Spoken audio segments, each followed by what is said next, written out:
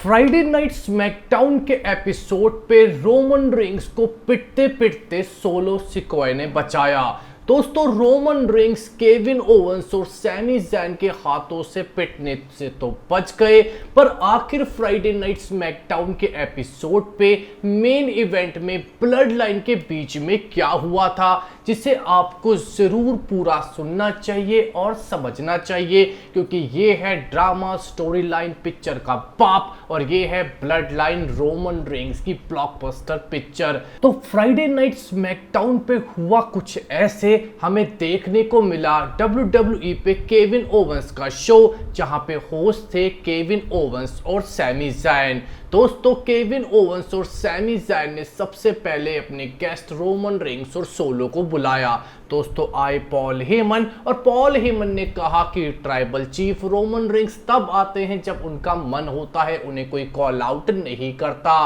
पर दोस्तों, Roman Reigns की जगह हमें द ऊसोस देखने को मिलते हैं, जो सबसे पहले तो एक गलती करते हैं, पॉल हेमन को पास करके माइक लेके रिंग में सीधा भिड़ जाते हैं केविन ओवेंस और सैमी ज़ैन से। द ऊसोस कहते हैं कि हम ग्रेटेस्ट टैग टीम चैंपियंस हैं, रोमन रेंस से तुम्हारी लड़ाई कम, हमसे लड़ाई ज्यादा है। पर दोस्तों, बात तो तब बढ़ जाती है जब जिमी ऊसो ये कह बैठते हैं कि वो असली ट्राइबल चीफ हैं, यानी कि ब्लड लाइन में दोस्तों दरार पड़ी और अब तो रोमन रेंस के नाम से ट्राइबल चीफ होने का दावा भी अकेले तौर पे खत्म हो गया। इतना सुनते ही दोस्तों हमें रोमन रेंस आते हुए दिखते हैं, क्योंकि केविन ओवेंस ने द ऊसोस को काफी भड़का दिया था।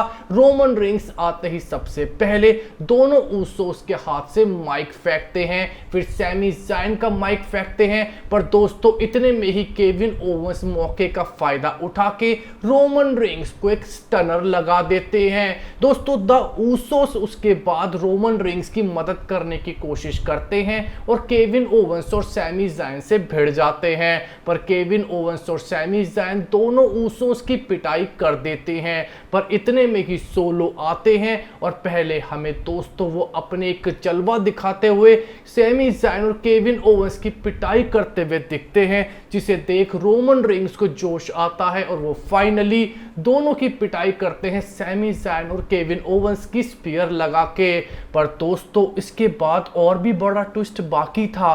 दोस्तों, चैंपियनशिप उठा लेते हैं द ऊसोस, यानी कि जे और जिमी। जे ऊसो तो अपनी चैंपियनशिप्स हैंड ओवर कर देते हैं सोलो को, पर जिमी ऊसो, जिनके हाथ में अनडिस्प्यूटेड टैग टीम चैंपियनशिप होती है, वो नहीं देते रोमन रेंस को।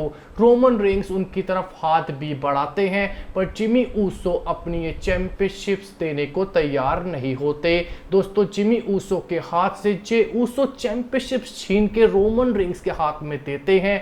सोलो से भी रोमन रेंस चैंपियनशिप लेते हैं और हवा में लहराते हैं। पर दोस्तों, साफ देखा जा सकता था कि जिमी ऊसो, जो अपने आप को ट्राइबल चीफ कह बैठे हैं, वो अब रोमन रेंस की मदद करने को उनको ट्राइबल चीफ नहीं समझते, क्योंकि उनको साफ लगता है कि ये अनडिस्प्यूटेड टैग टीम चैंपियनशिप का मैच उन्हें मिलना चाहिए था, ना कि रोमन रेंस को। पूरी तरीके से फ्राइडे नाइट स्मैकडाउन पे नाइट ऑफ चैंपियंस से पहले ब्लड लाइन बिखर चुकी है। शायद हमें एक बड़ा धमाका नाइट ऑफ चैंपियंस पे ब्रेकअप के साथ ही देखने को मिलेगा।